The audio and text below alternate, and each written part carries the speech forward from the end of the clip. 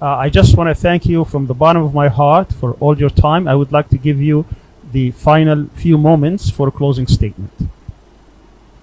Well, first of all, again, I want to thank CIGA for affording me this opportunity. You know, the problem about Muslim world is that, you know, we are still evolving. We are coming out of colonialism.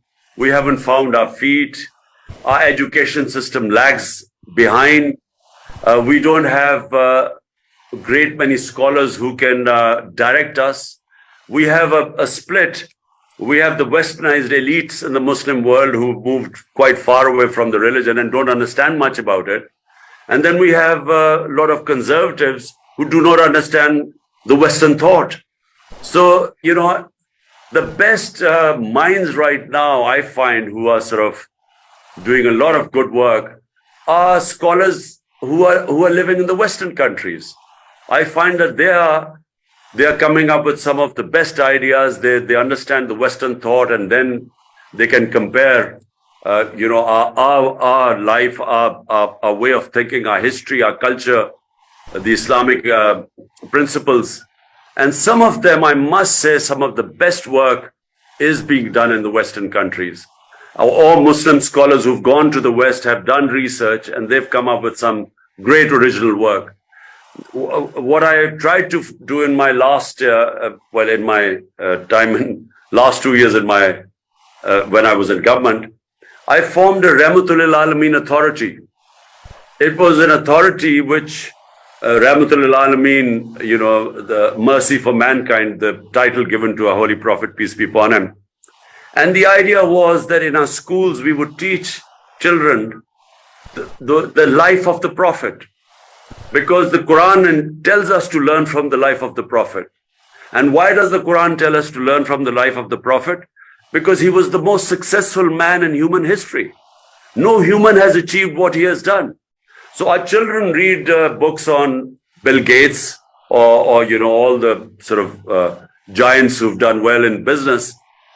But they need to understand the man who was the most successful person in human history. They need to learn from his life. And that's why the Almighty tells us to learn from his life, to his sunnah. And I tried to teach our children about, you know, the course in the curriculum we put in the life of the Prophet. And then in the universities, we wanted our scholars to do debate on the life of the Prophet. But above all, I wanted our university students to debate that what did our Prophet Muhammad do that brought in this revolution, that changed human beings. Muslims were hemmed in between two superpowers, and yet between 625 and 636 AD, what were 313 army in the Battle of Badr, and 636 the Roman Empire collapses in front of them at Yarmouk, and then the Persian Empire. So what happened in this short period which created these incredible human beings? There were, in that short space of time, there were never so many leaders. And yet in the Muslim world, we've not done enough research on them.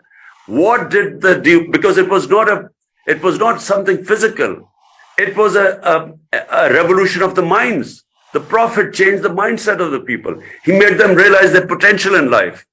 The same human beings got converted and became these great men. But and this is a fact of history, that between 625 to 636, in 11 years, from nothing, from a few 100 people, you know, who migrated, or maybe 1,000 people who migrated to Medina from Makkah, and yet from there they became the greatest civilization of mankind. But not enough work is being done to tell us all the things. How did the Prophet change the minds? It was a mindset that changed. The human beings sort of from as the great Rumi says, why do you crawl on the floor like ants when the Almighty has given you wings? So the people of Medina, the Muslims, had wings. they became these great men. And unfortunately, our young generation does not know that phenomena. And that's what I feel that our media and our scholarship and universities should concentrate on. They should find out how these human beings changed. And it's, as I said, it's a fact of history what happened. And had it been, say, had a prophet been in the European countries or Western countries, there would have been so many films on him, documentaries on his life of how he changed, how this phenomena of from nothing these Arabs rose and the Muslims became the greatest power for hundreds and hundreds of years, and the greatest scientists and so on.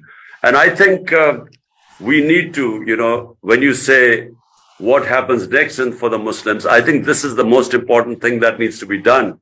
Our scholars need to work on what happened in these years in Medina. How did our Holy Prophet change these human beings? That needs to be worked on.